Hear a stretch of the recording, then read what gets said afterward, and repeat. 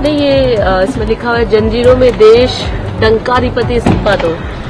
पिछले लंबे समय से हमने सुना कि विदेशों में हमारा डंका बज रहा है। डंका नहीं बज रहा है, सही मायने में ढोल बज रहा है। जिस तरह का सलूक अमेरिका ने, जिस तरह का अपमान भारत के लोगों का किया, ये किसी भी तरीके से स्वीकार नहीं किया जा सकता है। मैक्सिको और कोलंबिया जैसा देश जो है, उन्होंने अपने नागरिकों की रक्षा की। उन्होंने अपने नागरिकों को मना कर दिया कि हम जो है इस अवस्था में नहीं लेंगे। उन्होंने अपना प्लेन भेज के उनको बुलाया, सरकार को आंख दिखाई, लेकिन हमारी सरकार ट्रंप जी से जवाब नहीं मांग पा रही है। हमने नमस्ते ट्रंप कराया, हमने वहां जाके प्रचार किया, उसके बावजूद भी जिस तरह का सलूक वो भारतीयों के साथ कर रहे हैं, यानी कि भारत की धरती पे आने के बाद भी इतने लंबे सफर में टांगों में जो है बेड़िया बांध के, पेट पे बेड़िया बांध के, हथकड़िया बांध के, और किस तरह से बहनों को, बच्चों को और वहां जो नौजवान जिनको वापस लाया गया, और ये किसकी वजह से हुआ? ये हमारे देश में जो बढ़ती बेरोजगारी, उसकी वजह से। अमेरिका अगर आज वहां स्टैंड कर रहा है, उसमें हमारा योगदान है। हमारे जो ब्रेन है, जो हमारी क्रीम लेयर है, वो यहाँ से वहां गई है। उन्होंने शिक्षा यहाँ प्राप्त की, लेकिन सेवा वहां की है, चाहे माइक्रोसॉफ्ट के लेवल पे या सॉफ्टवेयर के लेवल पे हो, या वैज्ञानिक उसमें हो, या चिकित्सा के क्षेत्र में हो, हमारा योगदान है उसमें। और आज उनका हमारे खिलाफ इस तरह का प्रदर्शन, या इस तरह का जो है भविष्य में जो है इस तरह की योजनाएं, वो खतरनाक है। इसको हम लोग स्वीकार नहीं करेंगे। मैं विदेश मंत्री जी ने जिस तरह से कल चीजों को घुमाने का प्रयास किया, उनको जवाब देना चाहिए था कि इतने अच्छे संबंध होते हुए फिर ये हमारी कौन सी फॉरेन पॉलिसी है कि युद्ध बंदियों से भी बुरा सलूक हमारे भारतीय नागरिकों के साथ किया गया। और जिस तरह से विदेशी नीति के फेलियर होने के कारण और उनका मिलिट्री जो है जहाज हमारे यहाँ उतर जाता, उसको परमिशन मिल जाती, ये भी बड़ा चिंता का विषय। इसलिए मैं विदेश मंत्री से इस्तीफे की मांग करता हूं कि वो इस्तीफा दें, क्योंकि उन वीडियो में देख के अपने भारतीय नौजवानों को जो तकलीफ हमें हुई, जो भारत का अपमान हुआ है, वो हम लोग किसी कीमत पर स्वीकार नहीं करेंगे। और मैं ऐलान करता हूं, अगर ट्रंप साहब यहाँ किसी सार्वजनिक कार्यक्रम में आएंगे तो आजाद समाज पार्टी उनका पुरजोर विरोध करेगी। जो भी हमारे देश के सम्मान का खिलवाड़ करेगा, हम लोग उसको किसी भी कीमत पे उसको स्वीकार नहीं करेंगे। देखिए, जिस तरह से हमारे जो इलीगल इमिग्रेंट्स हैं वो अमेरिका के लिए है, लेकिन जब भारतीय सीमा में उनका प्रवेश हुआ, उनकी फ्लाइट का, तो हमारा कानून लागू होता है। तो हमारा कानून अगर लागू होता है तो हमारे लिए वो कोई गुनहगार अपराधी नहीं है। तो जब भारत की सीमा में प्रवेश हो गया तो उनके पैरों में और हाथ में जो जंजीर और बेड़ियां बांधी थी वो छोड़नी चाहिए थी, लेकिन हमारे जमीन पर उनका C-18 फ्लाइट उतरा और उसी हालात में जंजीर और बेड़े के साथ हमारे जमीन पर उतारा गया। ये हमारा कानून का उल्लंघन है। क्या कर रहे जयशंकर जी, क्या कर रहे मोदी जी, क्या करते अमित शाह जी? अमेरिका का विमान फिर उड़ने नहीं देना चाहिए था। अगर हमारे कानून का उल्लंघन किया है ये लोगों ने, तो अमृतसर से विमान को वापस फ्लाई नहीं करना देना चाहिए था, हिम्मत दिखानी चाहिए थी। पहली बात तो उनको अवैध भारतीय कहना ही अपने आप में गलत है।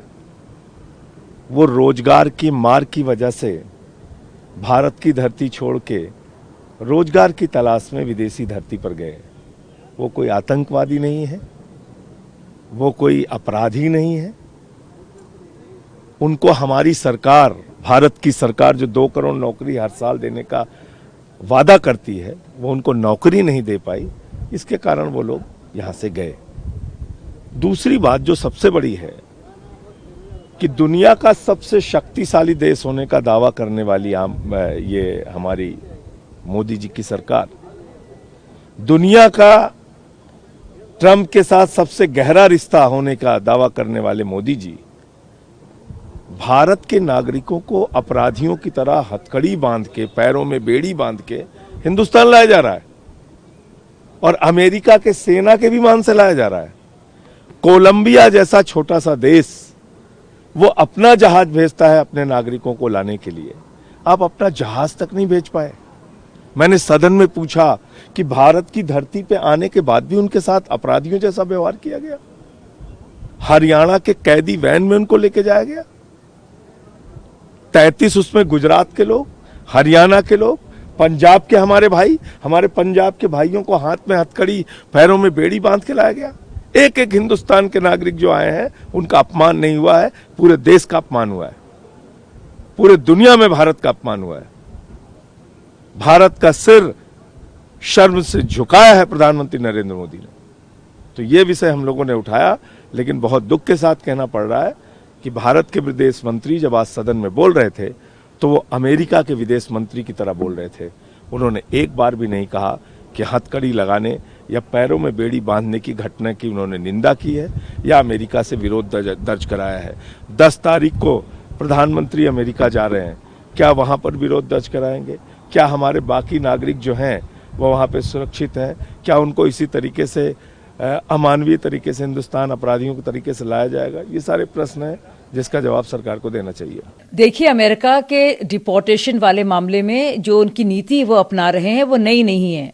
पहले भी 2009 में ऐसा हुआ, 747 भारतीयों को वापस भेजा गया और इसमें कोई नई बात नहीं है। कोई भी देश अपनी राष्ट्रीयता को बचाने के लिए और राष्ट्रहित के लिए ऐसा करता आया है, जैसे कि भारत में लगातार होना चाहिए था। और कांग्रेस पार्टी को ये समझना चाहिए कि जिस तरह से लगातार इन्फिल्ट्रेटर्स को, घुसपैठियों को लगातार अवैध ढंग से लाने का वो काम करती रही है कि उनका वोट बैंक मजबूत हो। और कुछ पार्टियां हैं ऐसी, चाहे वो आम आदमी पार्टी दिल्ली की हो या टीएमसी हो, जो लगातार करते आ रही हैं, ये राष्ट्रहित के हक में नहीं है।